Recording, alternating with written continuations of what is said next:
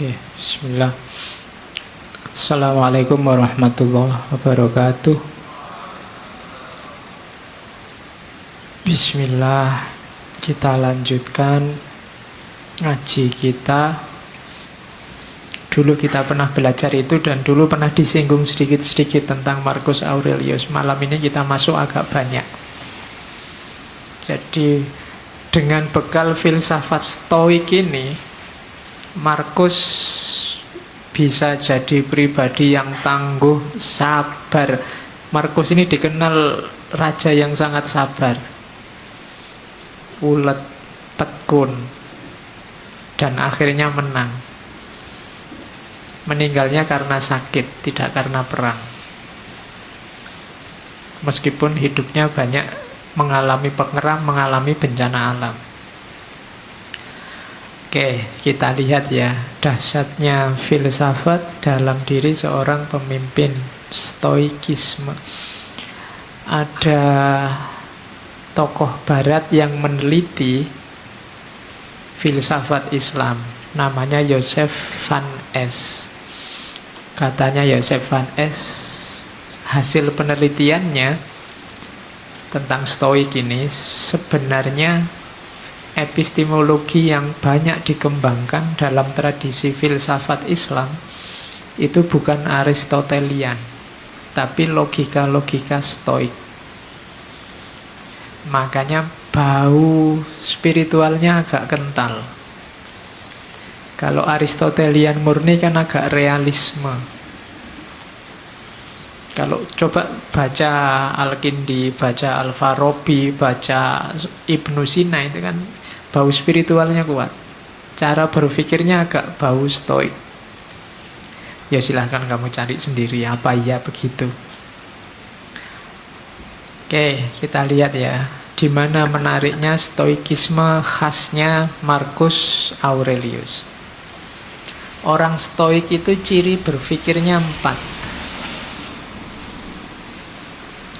Yang pertama, berfilsafat tidak perlu jelimet, yang penting baik dan manfaat. Nah, ini prinsip luar biasa. Kalau di kita kan kadang-kadang filsafat itu kalau nggak jelimet kan kurang filsafat. Filsafat itu harus rumit. Kalau tidak rumit, tidak filsafat. Prinsipnya stoik kebalikannya, nggak ada gunanya perumitan-perumitan itu. Yang simpel saja, apa adanya, tapi baik dan manfaat. Di antara yang membuat banyak orang trauma sama filsafat itu kan buletnya itu. Semakin ada tokoh filosof ngomong kok jelimet, semakin kamu puji, wah filsafatnya jeru gue mesti. Ya kan, setiap kali kamu nggak paham kan kamu anggap itu wah dalam itu, kan gitu kamu. Pada prinsipnya stoik kebalikannya, tidak begitu. Jadi gagasan-gagasan besar itu tidak terlalu penting. Yang penting itu gagasan yang baik dan manfaat. Itu rumus pertama itu. Makanya stoikisme itu mudah dipahami. Kenapa kalian tidak paham? Ya karena bahasa Inggris kebanyakan referensinya, terjemahan ke dalam bahasa Indonesia. Yang kedua, stoikisme ini rasanya agak cocok sama dunia timur karena yang ditekankan dimensi internalnya manusia, dimensi dalamnya, dimensi ruhaniyahnya, termasuk konsepnya tentang kebahagiaan. Orang-orang stoik meyakini bahwa bahagia atau tidak bahagia itu tergantung dirimu yang ada di dalam, bukan tergantung yang di luar diri. Kalau kebahagiaanmu kamu cantolkan pada yang di luar dirimu, percayalah kamu tidak akan ketemu yang namanya bahagia.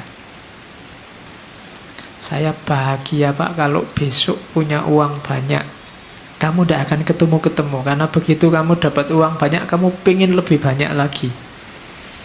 Kalau saya punya istri cantik Pak, mungkin kamu tidak ketemu bahagia karena yang lebih cantik dari istrimu besok pasti banyak.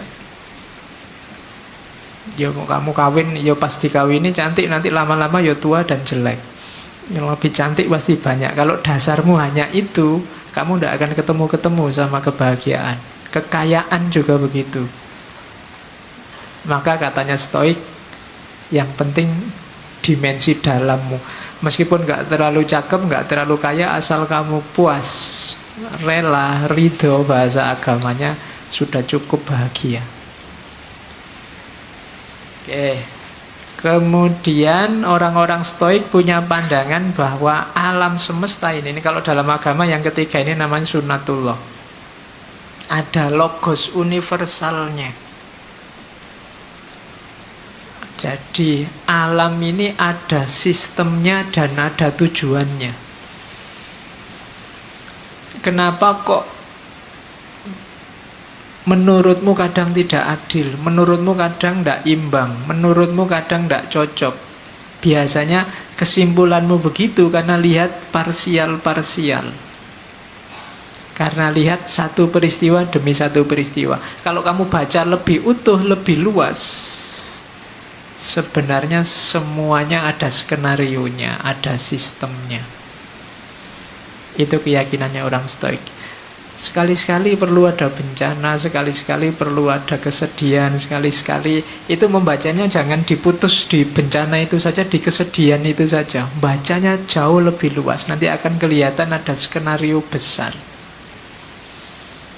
Ada aturan, ya kayak ada yang miskin, ada yang kaya. Itu kan ada main fungsinya sendiri-sendiri. Ada yang cantik, ada yang jelek. Itu semuanya kan ada struktur besarnya. Kalau cantik semua juga mungkin ada sunatullah yang akan tidak jalan, jelek semua juga begitu. Oke, kamu sendiri yang bisa nyari contoh banyak. Terus yang terakhir berarti apa? Manusia itu tugasnya ya jalankan fungsimu sebagai manusia. Tidak usah terlalu banyak komplain, terlalu banyak protes, terlalu banyak rekayasa. Malah bulet sendiri kamu nanti. Malah bingung sendiri, kayak Diogenes kemarin loh. Kenapa hidup kita susah? Kita sendiri yang bikin rumit. Jadi jangan dibulet-bulet, kembali ke yang alami-alami, yang natural-natural. Nah, itu maunya orang-orang Stoik.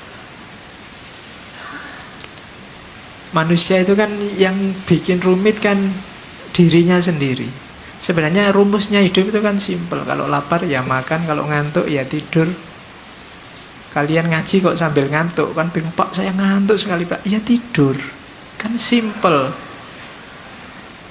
Kamu sendiri yang bikin rumit. Gitu loh.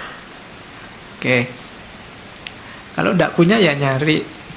Kalau yang dicari ada di orang lain ya minta nggak dikasih ya utang. Itu kan rumus simpel sebenarnya.